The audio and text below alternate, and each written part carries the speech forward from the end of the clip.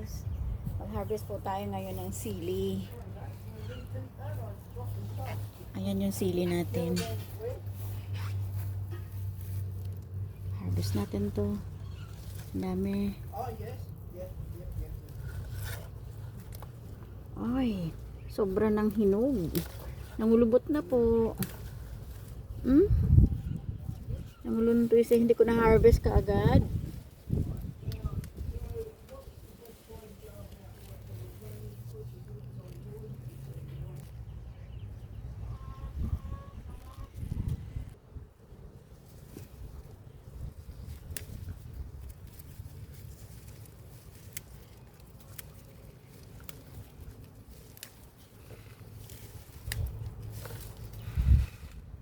Ito po yung ating na-harvest na sili.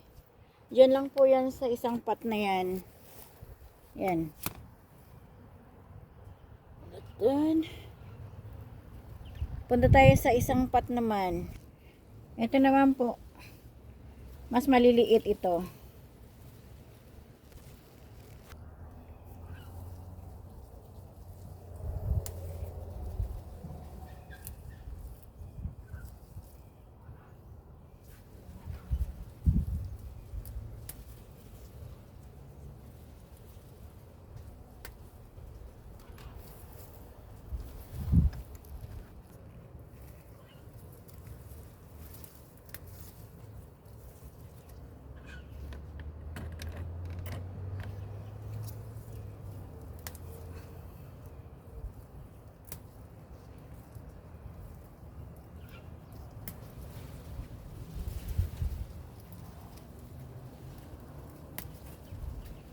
Ibang klase, hindi po siya matulis ang dulo, oh. Tingnan nyo. Hindi matulis.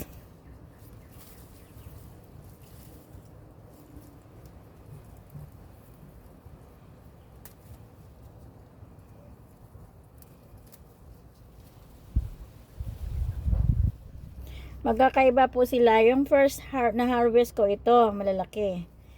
Ito naman pangalawang harvest ko. Medyo may kaligitan, pero yung dulo niya hindi siya matulis. Ngayon, papakita ko naman sa inyo yung isa ko naman, yung pangatlo kong i-harvest naman ngayon.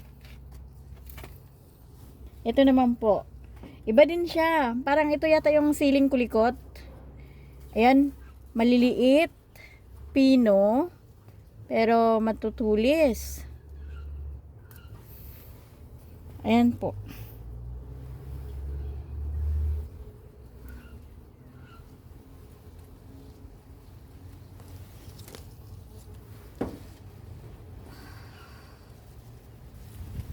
Ayan siya.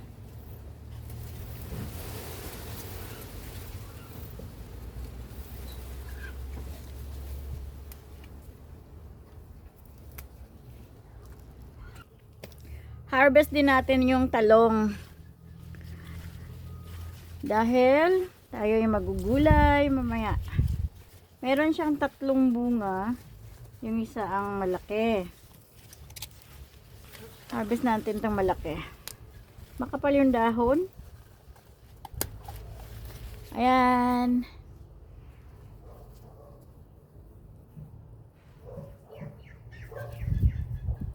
Ngayon, sili na naman ang ating i-harvest. Yung capsicum na matamis.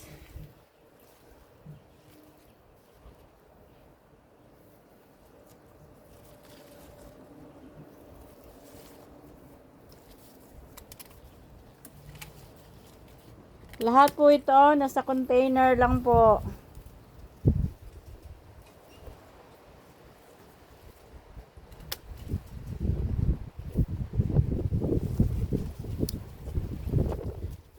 Malalaki, no?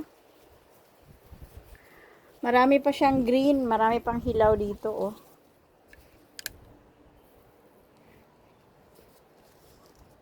Ito, marami pa. Meron pa malaki, oh. At susunod naman, iwan natin itong malaki.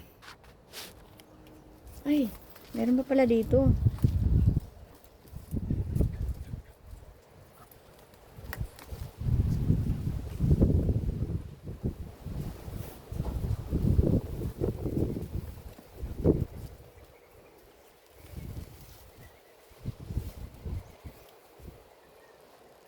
Yun naman pong capsicum na pang salad. Ito ho, kulay orange. Maliliit lang po siya.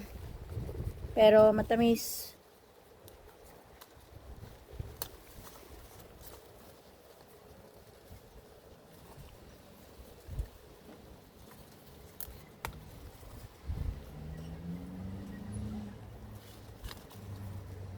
Mayroon pang 3.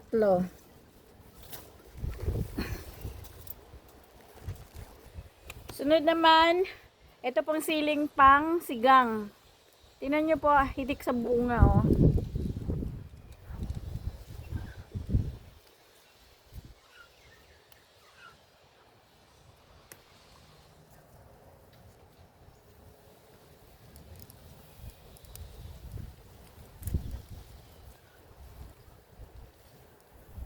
Ang daming bunga talaga, oh.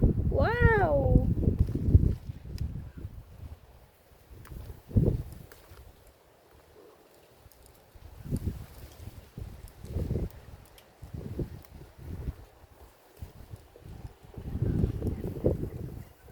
Ang sabi ko naman sa inyo, lahat po ng aking mga gulay ay nasa pot. Wala pong nasa ground, kundi yung aking choco. Tingnan nyo. Ganyan lang po.